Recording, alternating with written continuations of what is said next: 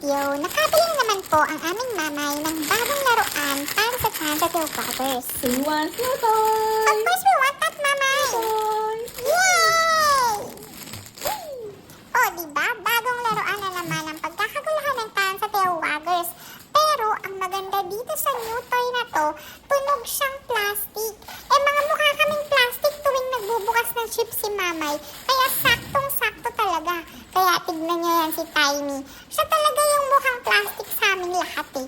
Kaya siya ang laro ng laro dyan sa new toy ni mamay. O, diba? Kaya kung may mga fur babies din kayo na mukhang plastic tulad ni Tiny, bumili na po kayo sa aming yellow basket. Murang-mura lang po yan para maging happy din mga fur babies nyo na mahilig sa tunog ng plastic.